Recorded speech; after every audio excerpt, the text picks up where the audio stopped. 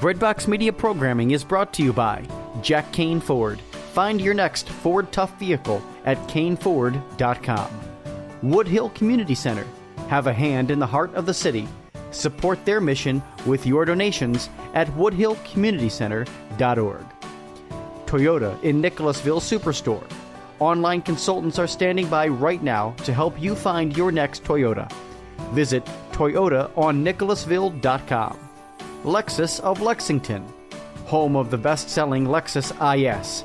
Find yours today at lexusoflexington.com. Introducing the redesigned CatholicSingles.com, featuring new ways that put the spotlight on the person and their faith, not just a profile picture. For the past 20 years, faithful Catholics have used CatholicSingles.com, and the reimagined CatholicSingles.com website is ready to help single Catholics take the next step in sharing meaningful relationships with other faithful Catholics. Remember, CatholicSingles.com for faith, fellowship, and love.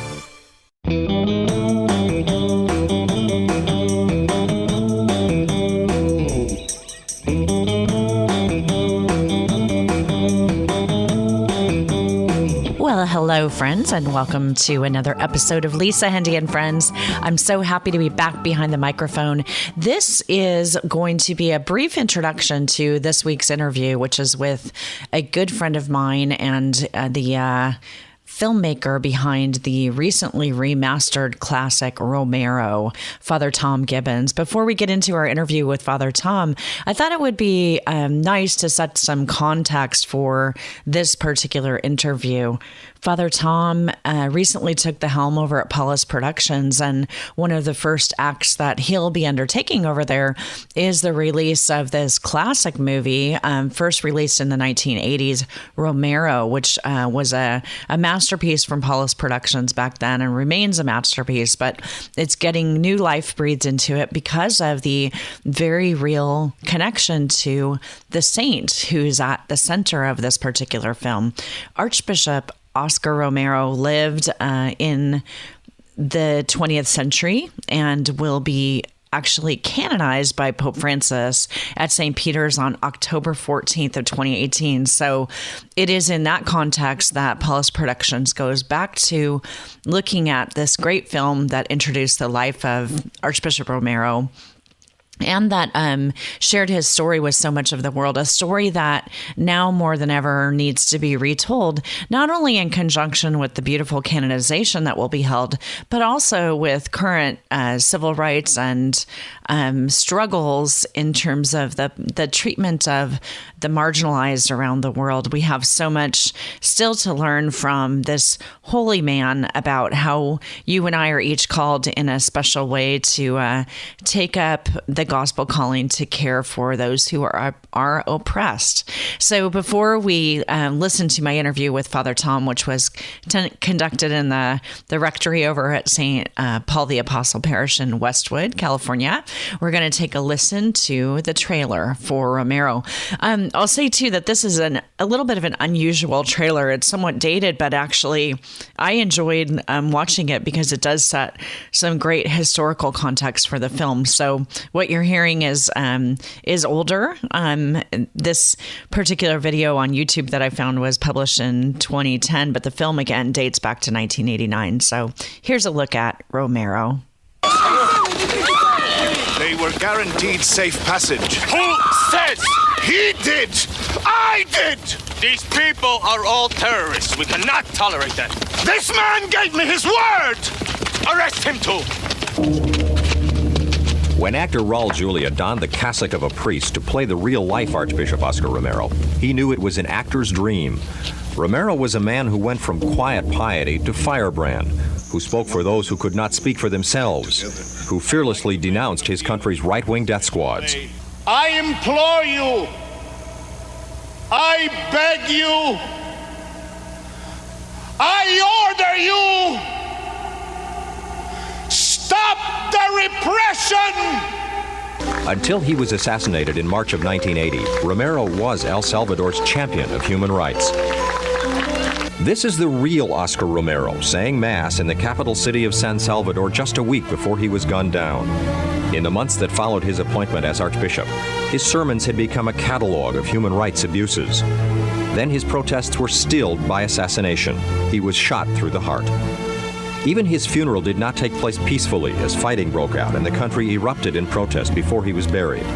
Hey! 194, toma 4. Action! The movie Romero was filmed in the Mexican state of Morelos and stars, in addition to Raul Julia, veteran actors Richard Jordan and Harold Gould, Ana Alicia from television's Falcon Crest, and Tony Plana, who was featured on the other side of the fight in Oliver Stone's movie Salvador. And even you admit we have the right to defend ourselves. You're not defending! You're attacking! And you'll lose God! Just as they have! Raul Julia's portrayal of Oscar Romero comes in a busy year of work for the actor, with such recent films as The Penitent, Moon Over Parador, and Tequila Sunrise. I was amazed that they could be so obvious in killing the Archbishop of El Salvador, and one who was so outspoken that they could be so openly indecent that they could actually think that they could just do that and have the freedom to do that, and sort of like it's like who cares, we'll kill him and nobody's going to do anything about it. And it's true, nobody did anything about it. Romero is a movie about a group of committed men and women who identify themselves with the poor and join them in their struggle for peace and freedom, justice and human dignity. At their head is Oscar Romero, a mouse of a man who became a tiger, defending the rights of his impoverished people. The movie's producer, Father Elwood Kaiser. I think he made the essential transition that the entire Catholic Church has to make, that society in Latin America and throughout the world has to make. I think he saw the essential truth that God is present in a unique way in the poor, that in the struggle to help the poor live with dignity and to acquire justice, that the affluent and the rich of the world will save their souls.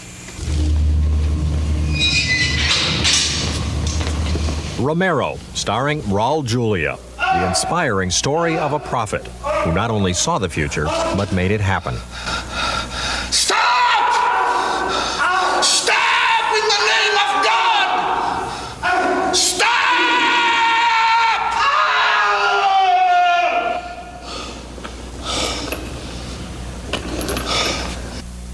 Well, that's a dramatic conclusion to what is a trailer for a dramatic movie, Romero, again being re-released in anticipation of the October 14th canonization of Archbishop Oscar Romero of El Salvador. I'm so happy now to bring you my interview with Father Tom Gibbons of Paulus Productions. Enjoy. Well, it's always so fun to be able to do interviews in person, and especially when on Lisa, Hendey and Friends, we have one of my real friends who's also one of my, I'll say a spiritual father, because you're actually a priest at my parish, Father Tom. And we're here today to talk about this amazing new project, Romero. And I know that this might be familiar to some people who are film aficionados because you saw this in the past, but now you're going to experience this in a whole new way. So before we jump into that, though, I always like to ask my friends, tell me a little bit of your story. My story, yikes. Well, it's great to be here. I'm really excited about this. I am originally from the great state of New Jersey, and I have been with I was ordained with the Paulus Fathers about 6 years ago.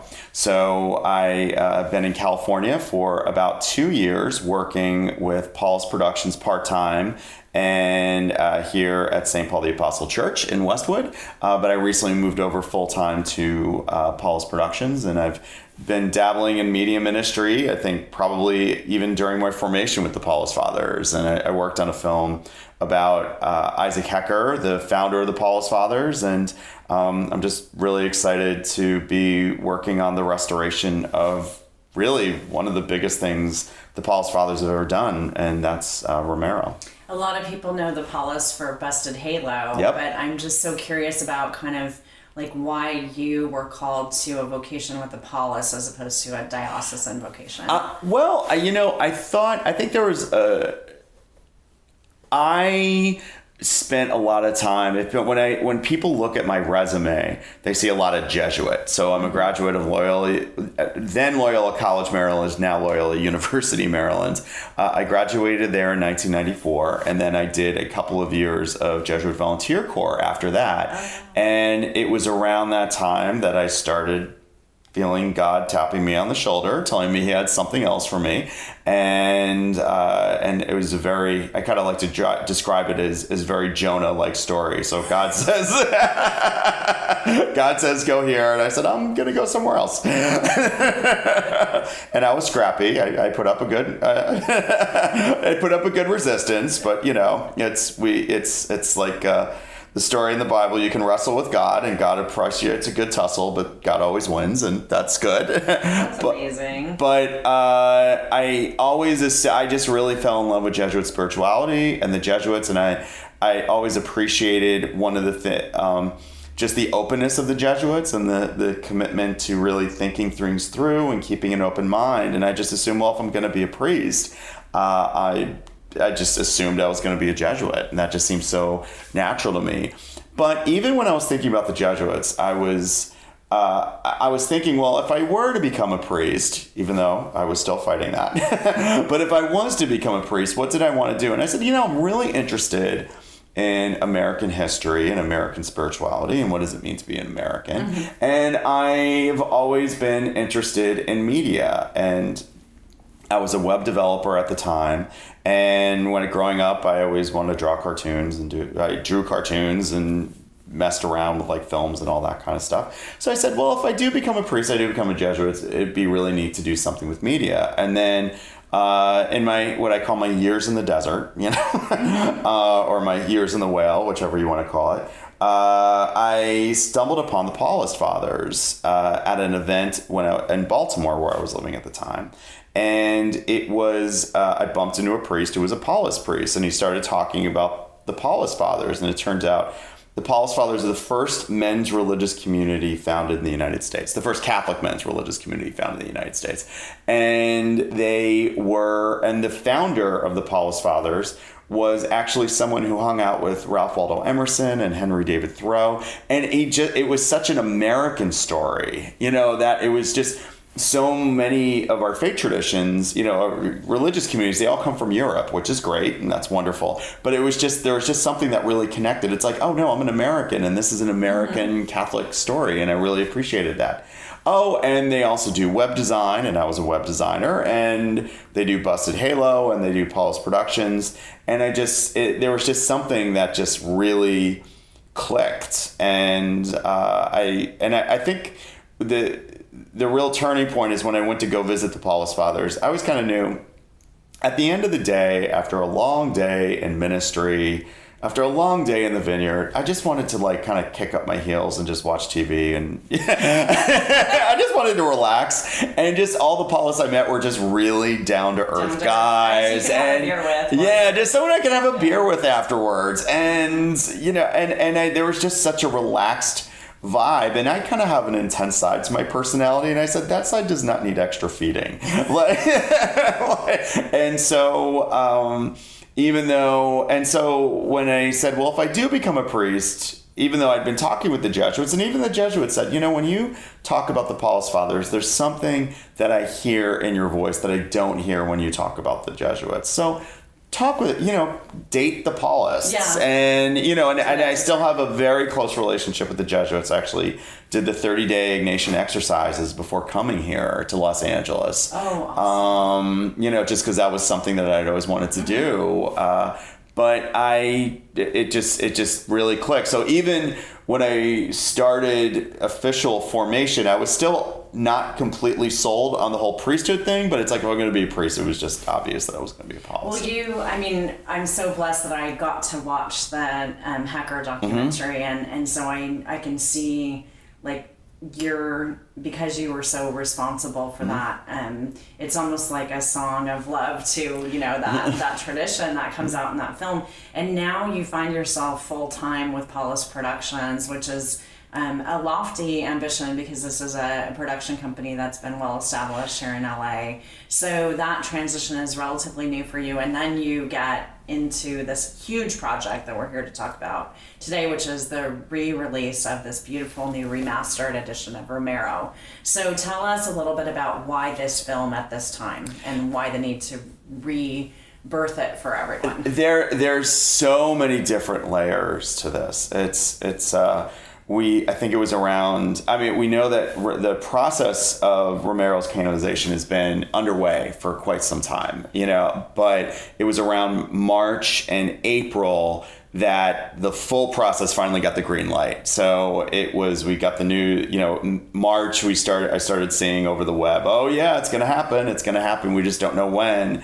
And then I think it was either late March or early April when they said, it's going to be in October. And we were just all talking, this is really it's fair to say this is the biggest film Paulus Productions has ever done. It was done by Father Bud Kaiser, who is the real, brains, heart, and soul behind the creation of this film. And so when anybody ever talks about the legacy of Father Bud Kaiser, the founder of Paulus Productions, Romero is the first thing that comes to mind. So on one hand, it's just like, well, we really need to do something for the fact that the canonization, because everyone's going to be watching the film for that standpoint. Next year is the 30th anniversary of the film, and I've been talking with people who say, how do you who have been involved with the film, and they're all saying, oh my gosh, it's been 30 years. Yeah. And I think at the same time, that's kind of like the church side of things, but there's a lot of stuff going on in the country right now.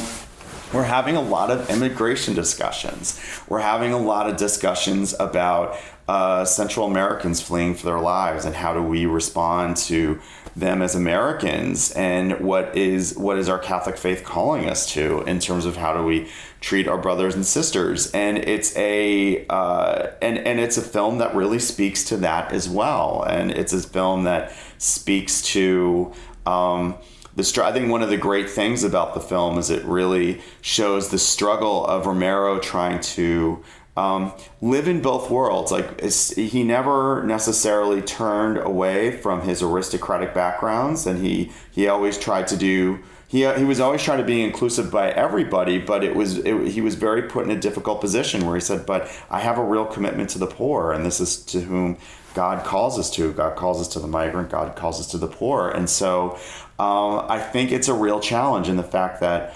Romero is being lifted up by the church is a reminder for all of us Catholics about what I forget the Pope. I want to say it's Paul VI, who is also being canonized the same weekend as Romero, is the preferential option for the poor and the option for the disenfranchised. And I think this is just this film is a really great opportunity for us to reconnect with that. In addition, I'll throw one more little caveat. So many of the saints we learn about are from faraway lands. One, they're from faraway lands, and two, it's like hundreds and hundreds and hundreds of years ago. This is recent history for us. We are talking with people who knew Oscar Romero, who were moved by his spirituality, by his kindness, by his fidelity. And so it's also a great opportunity to reflect on, what does sainthood mean for us today? I love that. On so many levels, I feel like the timing is really interesting in terms of what's happening with our bishops as well. Right. Because one thing that really struck me when I watched the film was his struggle as a man of faith, to live out his vocation in a really challenging political climate, to understand, the brotherhood of his brother bishops, because he was the archbishop, but he certainly was in collegiality with brother bishops, and the politics of that sort of harkens to some of what we're going through right now. And I'm kind of curious, as a historian or a history buff, so you've done documentary films in the past, but this is not a documentary, this is a dramatization. Correct. A man's real life. And so I'm sure that some of the blanks were filled in by the filmmakers. A couple. And there's one moment that is, well, there are several moments that are just take your breath away moments, but the moment of, spoiler alert, he's murdered. The moment, not to say that lightly, but the moment of that happening, my understanding is that it didn't happen exactly as we see it in the film, but clearly there was this moment when he was celebrating the Eucharist, celebrating Mass, right. And he was martyred during the time of giving Mass. But just say a little bit about why filmmakers might make a decision to fill in some of the developments or details that we don't know. That's right. We don't know the conversation. Well, it's we don't. In some situations, we don't know, and in some situations, it's a. We're talking about 4 years. I would say the film really captures 3 to 4 years of Oscar Romero's life. And we got to do that in 95 minutes. So in some ways, in real life, you may have an argument with someone, you may have a discussion with someone, and that argument or discussion may last a couple of months, where we kind of have to compress that argument or discussion for the purposes of film. And from a storytelling standpoint, within we've got 3 minutes. We've got a 3-minute scene because we got to get on to other things. So we have to do that. And then there's also that element of how do you also capture the truth? There are particular characters who are composite characters. So it's that help rectify the issues. I think Anna Alicia, who's in the film, and she's fantastic in the film, her character comes to mind of different discussions and different tensions that Oscar Romero had to deal with in the politics. And instead of introducing 10 different characters, they're just kind of combined into one to kind of talk about, well, how do people understand baptism? How do people understand the tension between when the aristocratic class in this particular scenario is really suppressing the poverty class? And so it helps. The idea behind films is that they're not documentaries in and of themselves, but they try to convey the truths. And it's always the responsibility of the filmmaker to do that in a responsible way. And I think sometimes people complain about Hollywood because they'll take a little bit too much license. They'll kind of put in something that blatantly didn't happen, that almost doesn't line up with the truth of what happened. Well, the example of that for me in my life is the 10 Commandments, which I think I watched that movie about 1 million times before I actually read scripture. And when I imagine the 10 Commandments, it's okay, that's the story that I saw in film. So there's a responsibility there.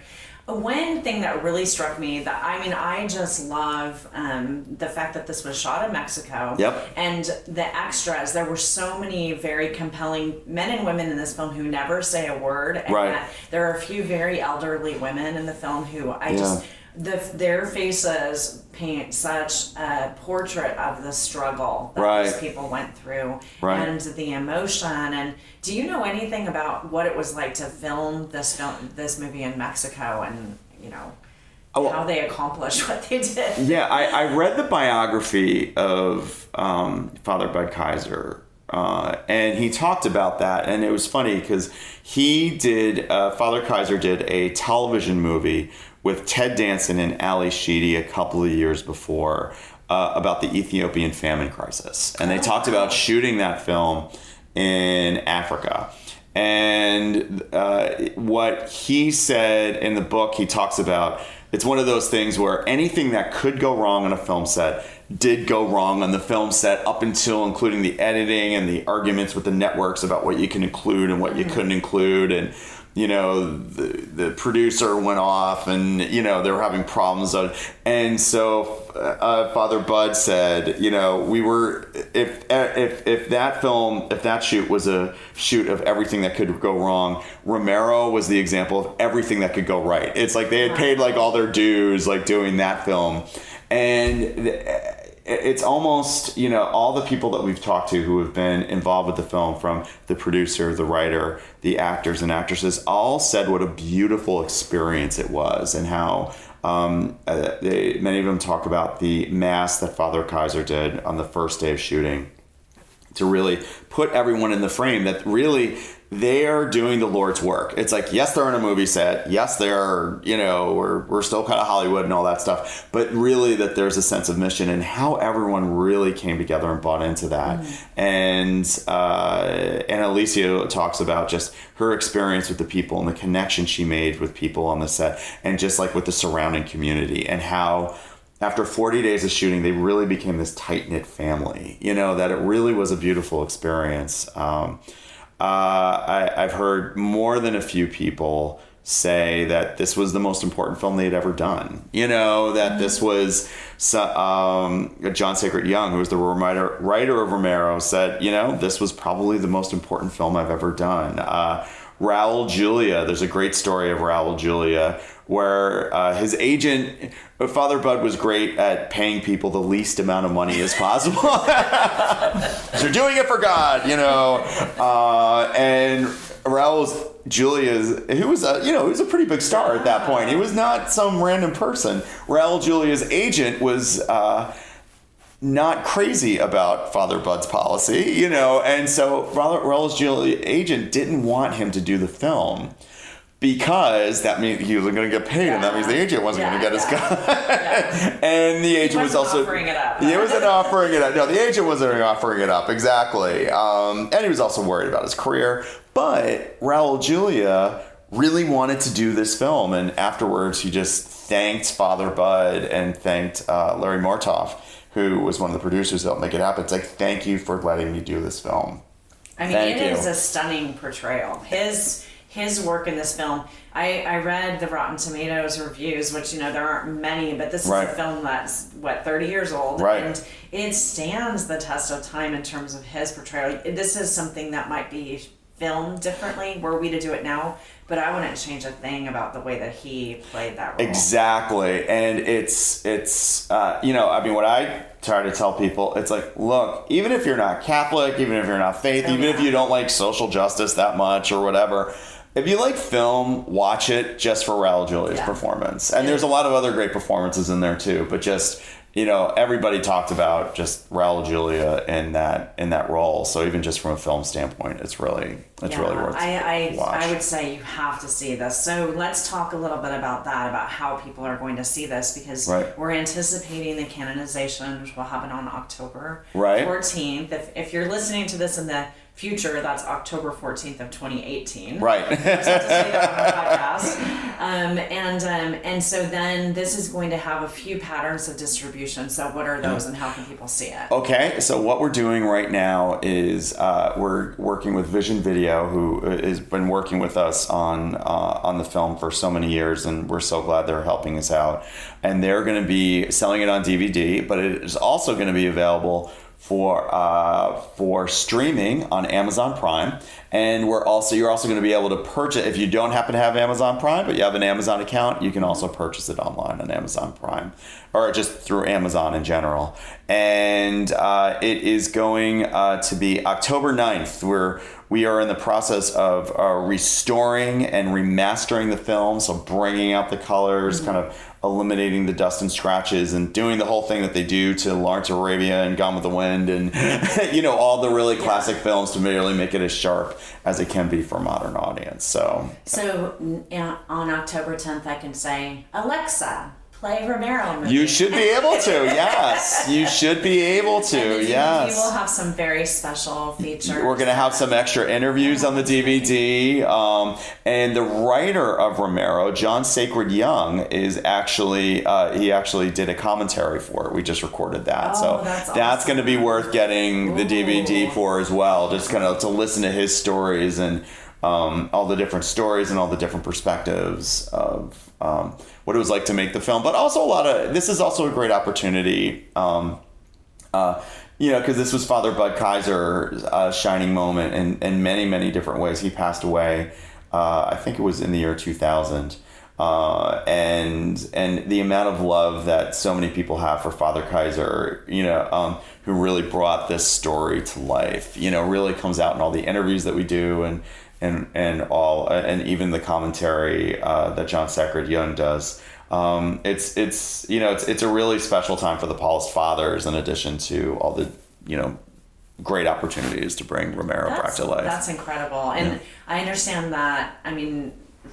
Archbishop Romero was not a Paulist, obviously. No, in El Salvador. Yeah. I think I read that he had some devotion to Opus Dei. He did, yes. And that's an interesting thing. But it strikes me that this is one of those opportunities to share our faith. Maybe if you don't feel comfortable inviting somebody to go to Mass with you, right, you could have them over to your house to watch a movie. Right, that's correct. That's correct. And we're also doing some screenings coming up. We're partnering with Catholic Relief Services to do a big screening in Washington, D.C. That's going to be on October 24th. We are also we're doing a big screening with our first screening of the remastered film is going to be on October 5th with the El Salvadoran community here in Los Angeles. So we're going to be at Mount St. Mary's campus, Doheny campus. And then that's going to be on October 5th. And October 6th, I'm getting on a plane to Rome because we're showing it at the Vatican on October 11th. Yeah. So do you have a couple minutes to tell me how that's going to go? Will that be will Pope Francis see it? That's kind of the hope, That's kind of that. I'm actually after this, I'm realizing I have to get my suit taken in. So in case Pope Francis does show up, it's a very Carmel Communications who's been doing such a great job in helping us to promote the film and do publicity to the film. We thought, just because Pope Francis has such a devotion to Oscar Romero, he's one of the reasons that Romero has been lifted up in this way. Mm-hmm. And in many ways, when you look at Pope Francis's story, there's a lot of parallels with Oscar Romero's story. Oscar Romero was someone who really started off as he was just kind of someone who hung out in the sacristy all the time. He was just kind of a bookworm. He was just kind of like, I'm just a priest and I read theology and that's nice.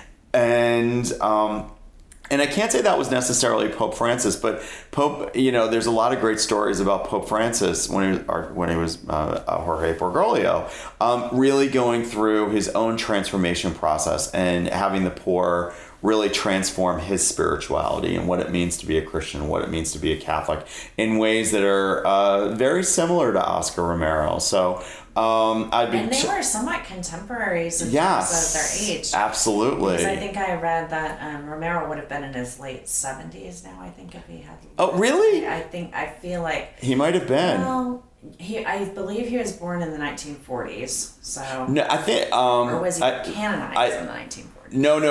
Well, he died in 1980. Okay. So I feel like he was born in the 20s. Okay. And I know I should know this, so you're giving me good homework. Look it up, listeners. We're going to look it up. Wikipedia. They shared some of their lifespan. And actually, the early part of Romero's life is very interesting, too. He went through some interesting times in his formation. And yep. Yeah. Well, this is so great. And I know you have a website that we can share. Yep. Where people can learn more information. Yes, where is that? Romerofilm.org. Romerofilm.org.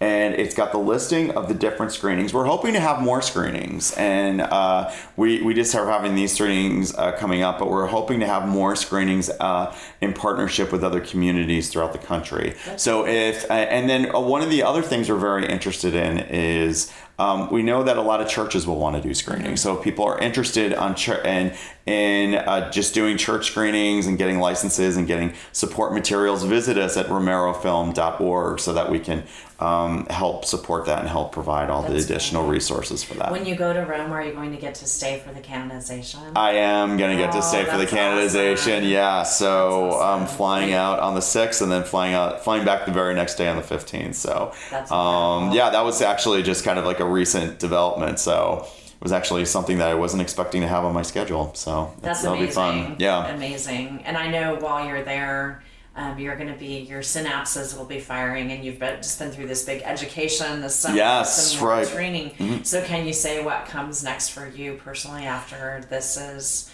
after you've seen the course of Romero finish up? In so many ways, we are in a very new time.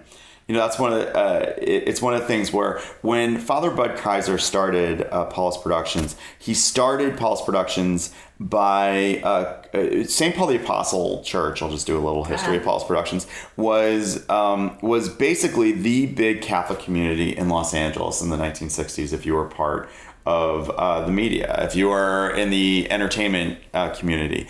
And so Father Bud Kaiser started this show that many of your listeners may know called Insight. And Insight was basically, he had all of the people who went to the parish basically create a series of morality plays, and Father Kaiser did these half-hour basically TV shows with the top talent in Hollywood, and then distributed them across the country via I think there was always back in the day, all television stations had to give a certain amount of their time to public interest programming. So Father Kaiser basically had these shows produced, gave them across the country for free of like top Hollywood talent with like good moral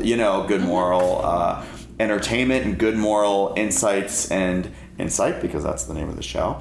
And so he had his own distribution set there. Then when the government said that, took away the requirement for public access time, that's when Father Kaiser started moving into TV movies and after school specials. And it was out of that realm that Romero came. Now that Paulus Productions is in the digital age, that the entertainment view is in the digital age, we're thinking like, what kind of web things can we do? Right. What kind of what kind of short films can we do? What kind of expanded films can we do? We've done a series of films. The other film we have to actually highlight is The Dating Project that we did in partnership with Family Theater. If you haven't seen it yet, you must see it. TheDatingProjectMovie.com. That's another film we really want to produce and what we love about that film is, I think, there's a lot of different faith-based studios out there, and they do great work. I think the one thing Paulus Productions tries to do that we try to separate ourselves out is we really try to facilitate the conversation between the sacred and the secular.